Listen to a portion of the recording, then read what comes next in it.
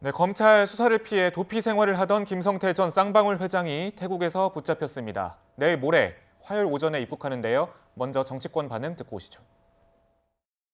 김성태 전 회장은 과거 조직폭력배 활동을 한 것으로 알려져 있고 불법 도박장 개장 등으로 징역 8개월에 집행유예 2년을 선고받은 전력도 있다고 합니다. 조폭 출신 기업 회장과 그 옆에서 이득을 얻은 정치인이 등장하는 이런 이야기는 한국판 느와르 영화를 방불케 하며 만약 이것이 사실이라면 말 그대로 아수라장이라고 할 것입니다.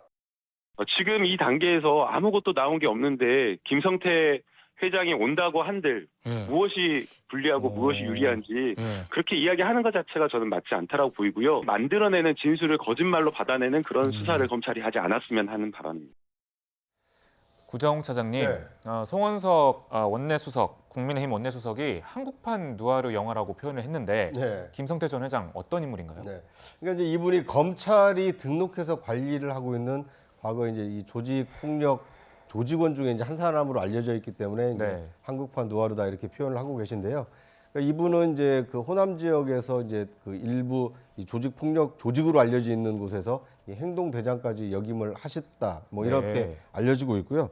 다만 이제 이분이 이제 서울로 상경한 뒤에는 이 사업가로 변신해서 대부업 등을 통해서 이제 상당히 큰 돈을 이렇게 자금을 마련한 것으로 알려져 있습니다. 그리고 쌍방울은 이제 인수한 이후에 여러 가지 뭐 사업을 하는 과정에 지금 검찰이 그 의혹을 가지고 있는 것은 일단 이제 배임과 횡령 혐의가 있고 이 대북 송금을 한 혐의를 잡고 지금 수사를 하고 있는 겁니다. 그러니까 이 이재명 지사가 경기도지사 시절에 평화부지사였던 이화영 부지사를 통해서 이 쌍방울 자금에 뭐 640만 달러 한국 돈으로 72억 원이나 되는 거액이 이 북한으로 건네졌는데 그 과정에 혹시 이재명 당시 경기지사가 알고 있었던 것이냐 이런 점도 지금 의혹의 대상이고요. 네. 또 한 가지는 이제 자본시장법 위반으로 200억 원대 전환사채를 발행했는데 당시에 허위 공시를 통해서 막대한 이익을 취한 거 아니냐 이런 다양한 이 혐의를 받고 있기 때문에 김성태 회장이 한국으로 귀국을 하게 되면 자신이 저지른 죄뿐만 아니라 아마 이재명 민주당 대표와 관련돼 있는 이른바 뭐 대북 송금 의혹 그리고 변호사비 대납 의혹까지도 아마 이 진실의 일단이 드러나지 않을까 하는 생각이 듭니다. 네, 부위원장님 지금 김성태 전 회장의 이 혐의 중에서 이 이재명 대표와 직접적으로 관련이 있는 것은 변호사비 대납 의혹으로 보이거든요. 지금 민주당에서는 이 변호사비 대납 의혹과 이 대표와의 관련성 어떻게 보시고 계시나요? 일단 말씀 주신 것처럼 이재명 대표 변호사비 대납 의혹과 쌍방울이 관련이 있다라는 것이 이제 국민의힘이나 뭐 여권 측의 의혹, 뭐 어떤 의심인 것인데요. 사실상 그 부분과 관련해서는 이재명 대표의 변호사비를 어떻게 대납해 줬다는 것인지 실체가 있지 않습니다. 이것이 쌍방울 그룹에서 이른바 그 이재명 대표의 그 변호인 역할을 했던 그 분과 다른 변호사님이 같이 소속된 로펌으로 20억 정도가 송금이 됐다는 것이었습니다. 사실 그 로펌 계좌로 큰 돈이 들어갔기 때문에 혹시 이재명 대표에 대한 변호사비 대납이 아니었나를 이제 검찰이 살펴보는 중이었던 것인데요. 사실은 그렇지 않고요. 이재명 대표의 변호사가 아니라 그 다른 변호사가 로펌에 함께 근무하고 있었는데 그 변호사가 쌍방울의 M&A 거래를 해주던 과정에서 에스크로 자금으로 들어온 20억이 들어왔다가 또 다시 나가게 되는 그런 과정이었습니다. 결국에는 이재명 대표의 어떤 변호사비와는 전혀 관련이 없는 돈이 쌍방울과 그 로펌 사이의 거래 관계 때문에 왔다 갔다 한 것이었는데 그 부분을 보고 혹시라도 이재명 대표에 대한 변호사비를 쌍방울이 대납해 준 게 아니냐 이렇게 시작했던 의혹이었거든요. 사실상 이재명 대표 입장에서는 쌍방울 회장이라고 하는 김성태 회장을 알지도 못하고 변호사비를 대납해 줄 이유도 없는 것인데 이 부분과 관련해서 계속 의혹을 받고 있는 것의 자체를 가짜뉴스다라고 규정을 하고 있는 것이기 때문에요. 김성태 회장이 하루빨리 소환이 돼서 이 부분을 수사를 해서 신속하게 진실이 명명백백하게 드러났으면 좋겠습니다. 그러니까 지금 변호사비 대납을 쌍방울이 했다는 의혹은 단순히 뭐 20억이 건넸다 다시 왔다 이 문제가 아니에요. 그 문제도 이제 무슨 M&A를 위해서 뭐 에스크로 계좌에서 제3자 계좌를 일단 공탁한다는 의미인데 갖다 놨는데 그것도 주장일 뿐이고 더 조사해야 되고 여기에 덧붙여서 이재명 경기도지사의 선거법 위반 사건을 그 변호했던 변호사 가운데 5명이 쌍방울과 그 자회사에 사회이사로 근무를 합니다. 네. 이걸 우연으로만 볼 수가 있는 건가요? 그리고 그러면 왜 쌍방울에서 변호사비 대납을 왜 해줘? 뭐 이렇게 물어볼 수도 있죠. 그렇게 할 만한 이유가 한 2가지 정도 있죠. 첫째는 대북 사업에 긴밀하게 경기도하고 쌍방울이 연계돼 있지 않습니까? 심지어는 뭐 히토리를 포함해서 6개 사업권을 북한으로부터 받았다 해서 주가가 엄청 뛰어가지고 굉장한 수익을 지금 김성태와 쌍방울이 얻었죠. 그런 그 이해관계가 있고, 두 번째는 최근 이제 수사를 하다 보니까 이 쌍방울을 에서 갔다는 변호사비가 어쩌면은 애초에 시작은 김만배일 수도 있다. 김만배가 준 돈이 쌍방울로 가고 쌍방울로 준 돈이 KH로 가고 그것이 다시 그 전환사채에 관여가 돼가지고 그게 갔을 수가 있다. 이 점을 지금 검찰이 보고 수사를 하는 것 같은데, 그렇게 한다면은 새로운 사실이 드러날 수 있고, 지금 이제 이재명 대표는 나는 김성태를 모른다 이렇게 얘기했지만, 안타깝게도 여당은 물론이고 야당 내에서도 김성태와 이재명 대표 간의 관계를 증언하는 얘기들이 조금씩 나오기 때문에, 물론 그게 확인된 것이 아니기 때문에 제가 이 자리에서 전할 수는 없습니다. 네. 그렇지만 그런 얘기들이 있다는 거는 제가 말할 수 있습니다. KH그룹 얘기도 하셨거든요. 그런데 여기에 있는 지금 배상윤 회장이라는 분도 인터폴 적색 수배가 내려진 사실이 현재 채널A 보도를 통해서 확인이 됐습니다. 이분은 또 어떤 분인가요? 네. 이 배상윤 KH 그 그룹 회장의 경우에는 이 쌍방울 주가 조작 사건과 관련해서 김성태 회장과 공범으로 의심을 받고 있는 분이고요. 특히 이재명 대표 변호사비 대납 의혹에도 연루가 돼 있고, 알펜시아 리조트 입찰 방해 의혹까지 받고 있기 때문에 그래서 지금 적색 수배가 돼 있는 상태입니다.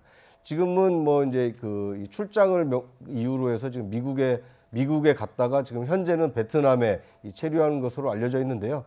김성태 회장이 이제 태국에서 붙잡혀서 한국에 곧 들어오게 돼 있기 때문에 배상윤 회장도 아마 만약 귀국을 한다라면 이 쌍방울 관련된 여러 의혹에 대해서 이 의문점들이 좀 풀리지 않을까 하는 기대를 하게 됩니다.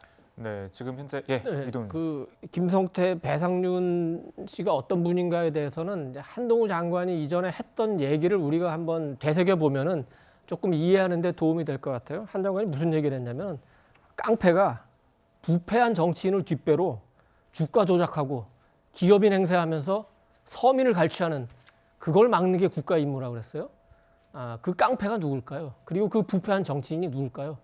아마 제가 굳이 말씀드리지 않아도 우리 시청자 여러분들이 다 알 거라고 생각합니다. 네, 지금 현재 수사가 이제 진행되고 있고 아직까지 사법적인 판단이 나오지 않은 상황이기 때문에 좀 더 수사 상황과 재판 상황을 지켜봐야 될 것 같은데, 이재명 대표 그제 인터넷 방송에서 자신은 쌍방울 전 회장, 김성태 전 회장을 본 적이 없다라고 말했습니다. 그 모습 보고 오시죠.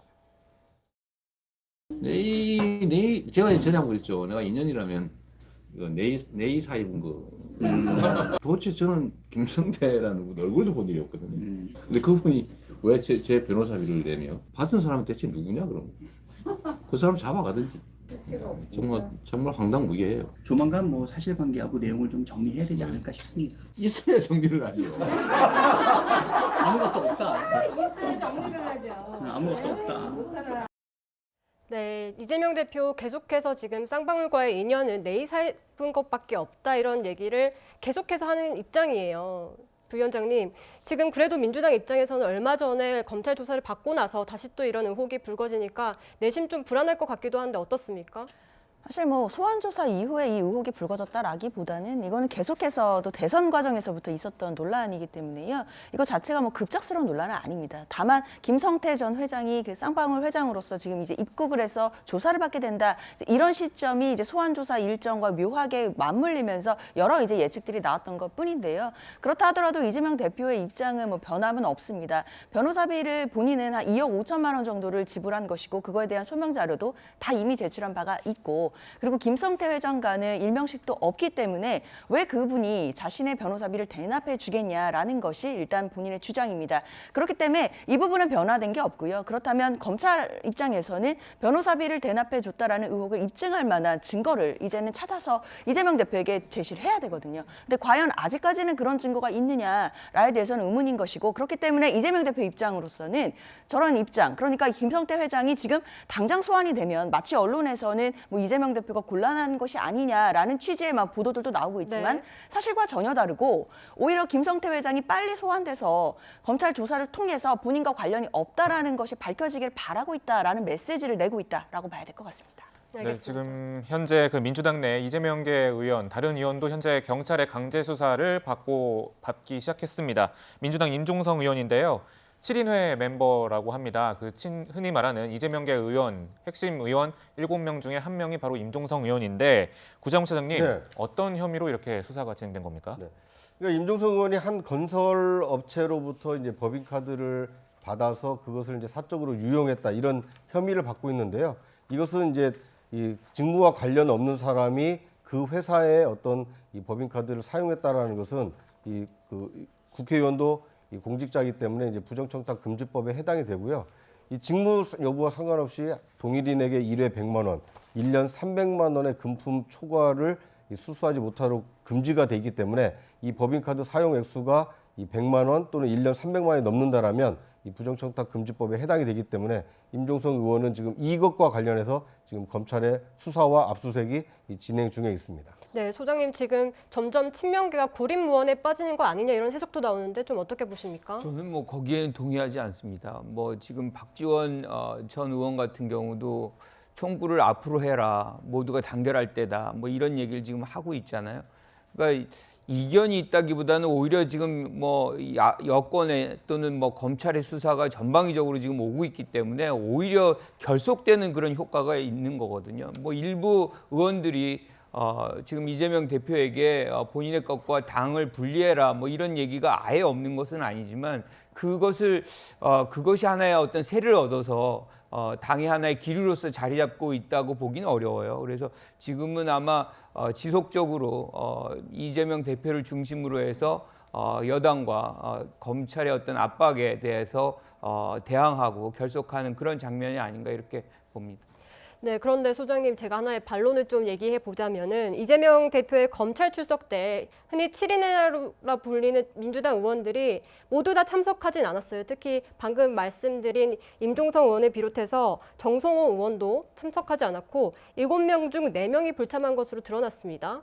제가 알기로는 7인회라는 것이 뭐 공식적으로 이렇게 만든 건 아니라고 알고 있거든요. 네. 그러니까 자주 모였을 때 이분들이 이제 자주 나타났다는 것이기 때문에 그 이재명 대표의 기본적인 어떤 행태를 보면 뭐 이렇게 조직하고 묶어내고 뭐 이렇게 하지 않아요. 그러니까 자발적으로 와서 같이 도우면은 그 관계가 계속 이어져 가는 것이지 여기서 우리는 7명을 가장 중시하고 그러면 그 순간부터 이 사람들이 권력이 됩니다. 그리고 다른 분들과 차별화가 되기 때문에 이재명 대표는 그러한 부분을 만들지 않는 걸로 제가 알고 있거든요. 그래서 뭐 정성호 의원 같은 경우는 좀 다르죠. 그분은 이제 가까이서 많은 얘기를 했지만 그 이후에 본인의 어떤 상황에 대해서 얘기를 했어요. 다른 일정이 있었고 그 어떤 상황이 돼도 마지막까지 있을 사람은 본인이다라고 얘기를 하고 있습니다. 그래서 그런 어떤 뭐 여권 같은 데에서는 지금 민주당이 어느 정도 이견도 발생하고 분열의 어떤 기운도 있으면 좀 좋겠다는 생각을 할 수 있을지 모르지만 지금의 어떤 외부의 압력이 생기면 항상 물리랑 똑같거든요. 정치가. 외부의 압력이 아주 세면은 깨지지만 그 정도가 아니면은 사실상 단결하는 그런 효과가 훨씬 큽니다. 김관욱 소장님은 지금 민주당에는 분열이 없다라고 보고 있는 입장인데 그렇다면 이동훈 논설위원님, 네네. 민주당은 어떻게 지금 단일 대우로 가고 있는 상황인 겁니까? 그러니까 7인회라는 게 뭐 실체가 없다고 주장할 수도 있지만 지난 1월에 그 대선 전이 한창일 때 7인회 7분이 나와서 국민들 앞에 선언을 합니다.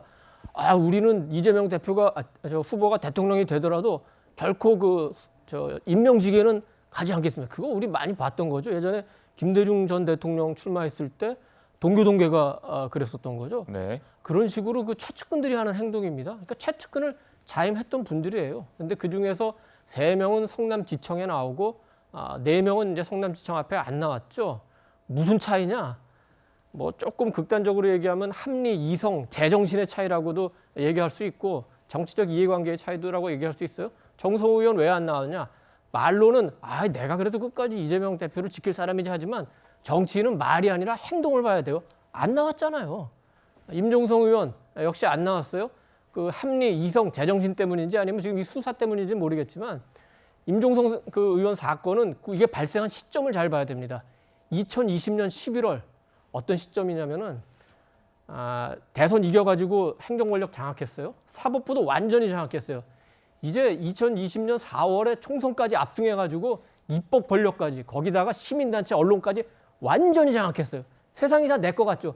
그러니까 지역구에 있는 건설 업체로부터 그까짓 거 그 카드 하나 받아서 쓰는 게 뭐가 문제야? 아마 그 정도 생각한 것 같습니다. 그러니까 총체적인 비리들이 나타나기 시작하죠.